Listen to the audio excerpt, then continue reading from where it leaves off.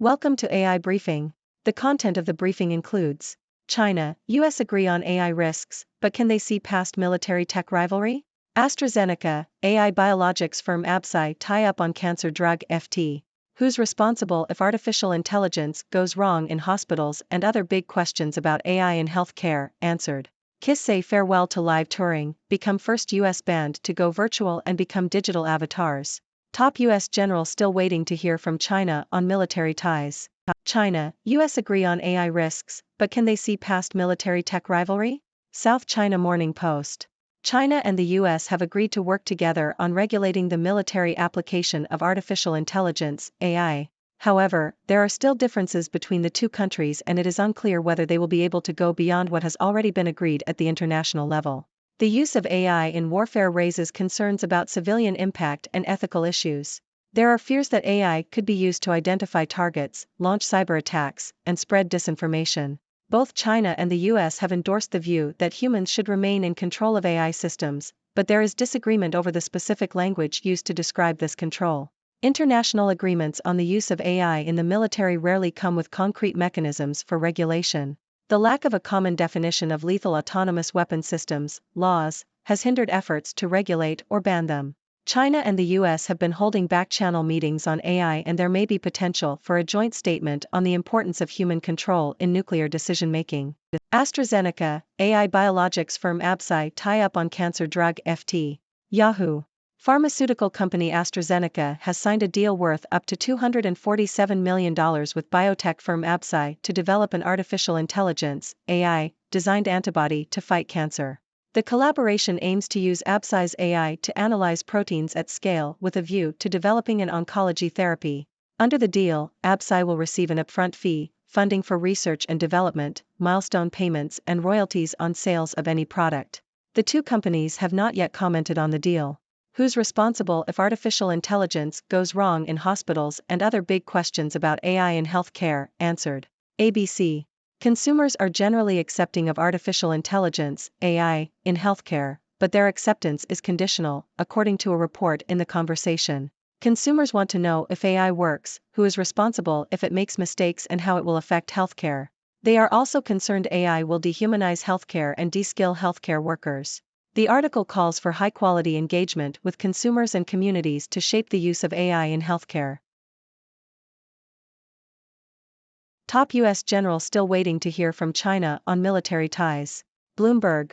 The U.S. chairman of the Joint Chiefs of Staff, Charles Q. Brown Jr., said he is still waiting for China to respond to his request to resume military-to-military communication between the two countries.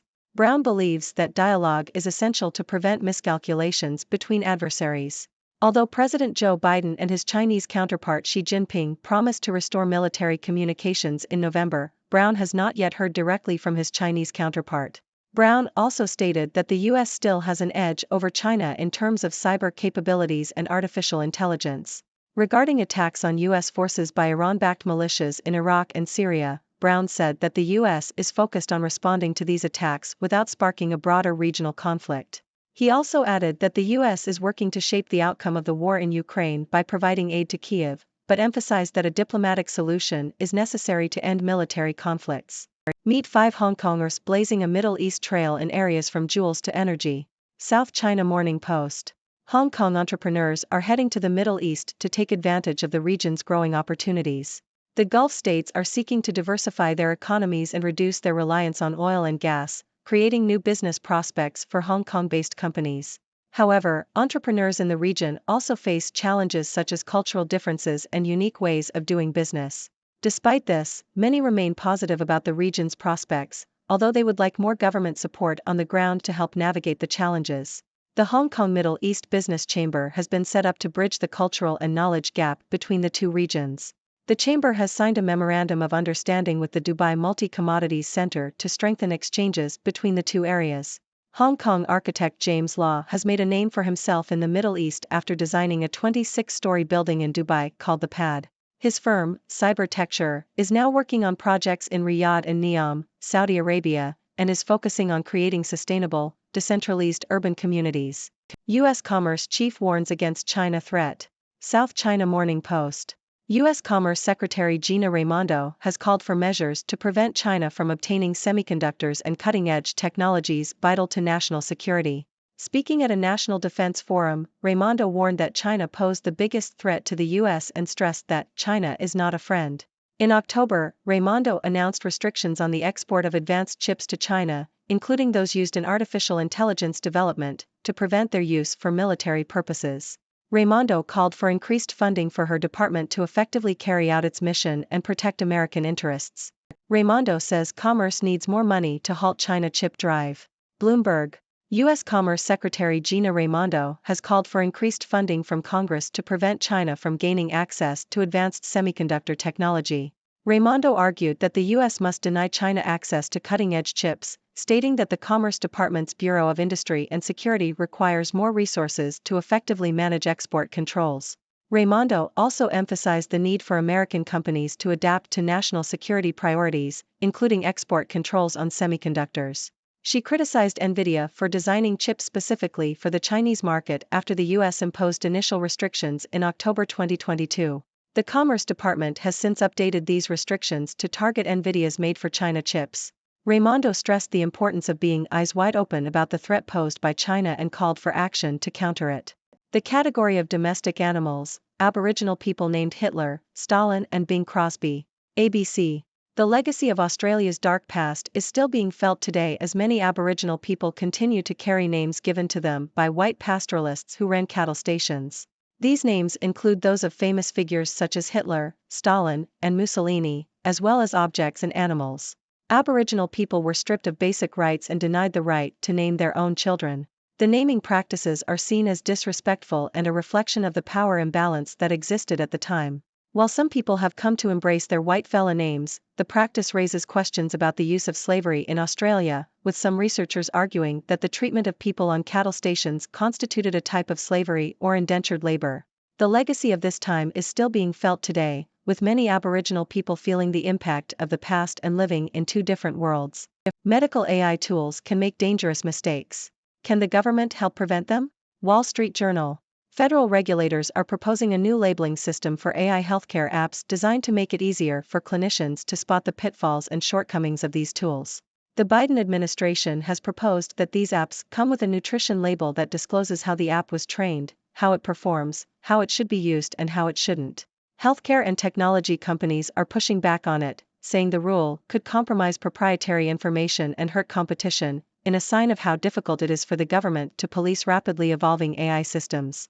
Amazon's AI chatbot, Q, might be in the throes of a mental health crisis. Yahoo! Amazon Web Services, AWS, AI chatbot, Q, has been leaking confidential data, including internal discount schemes, the location of its data centers and unreleased features, according to Amazon employees. Q has also been returning harmful or inappropriate responses that could jeopardize customer accounts.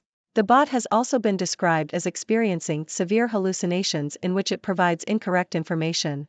The leaks are ironic as Q was designed to be a safer and more secure alternative to consumer-focused chatbots. A most useful technology, how women invented husbands. The Sydney Morning Herald. Author and academic Kat Bohannon argues that husbands were a technological invention that supported the evolution of our species. She suggests that well-functioning husbands, who help care for offspring and provide food for breastfeeding women, contributed to the growth of intelligence in early humans.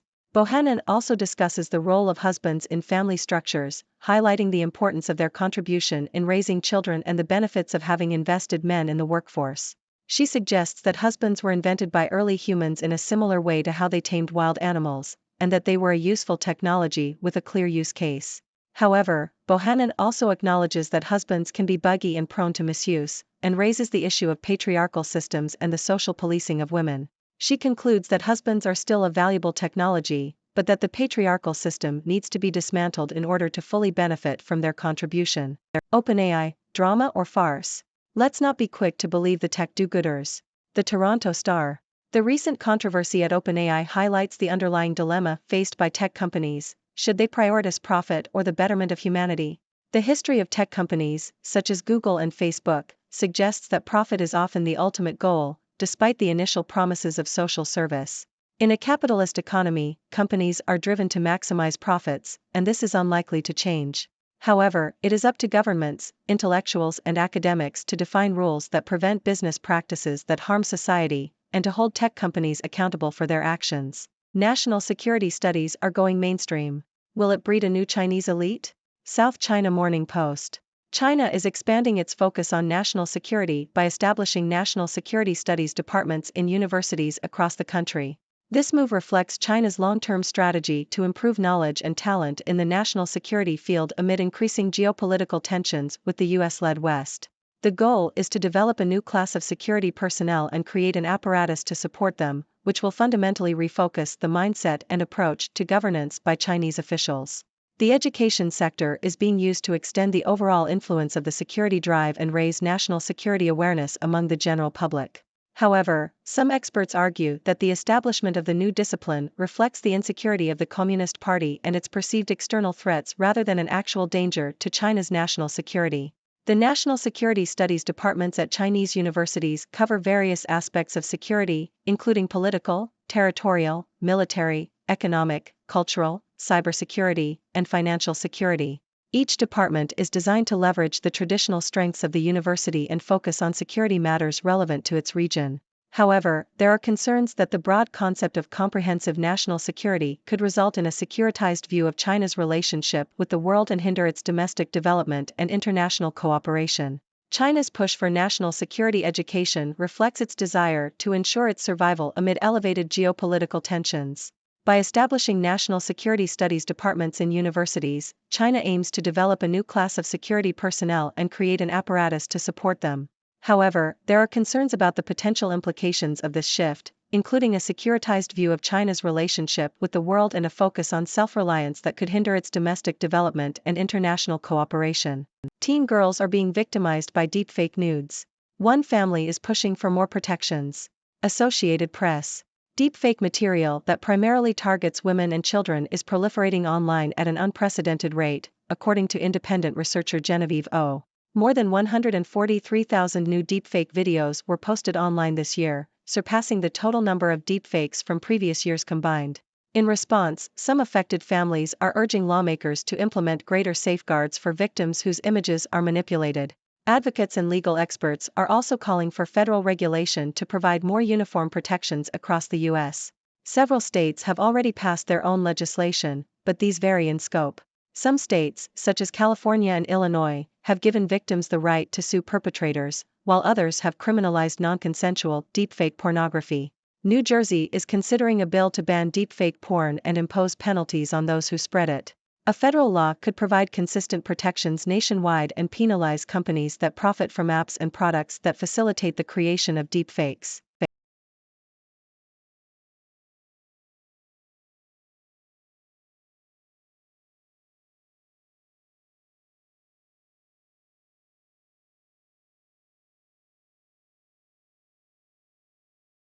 Thank you for tuning in. The content above showcases the latest briefing reports and analytical synopses, thoughtfully curated by the 6Do team. These insights stem from a wide array of reputable media outlets, think tanks, government sources, and specialized experts worldwide. We encourage you to explore these sources for a comprehensive perspective. Keep in mind that while the content may not always align with the official standpoint of 6Do Brief, it's not meant to be taken as absolute directives for decision-making. Comprising seasoned media professionals, learned scholars, and accomplished scientists, the 6Do team embodies a trailblazing, fully independent media entity. To customize 6Do Brief to meet your professional needs, you have the option to subscribe to a diverse array of briefings on our website, 6dobrief.com. Regardless of your location, you can conveniently receive 6Do Brief via email.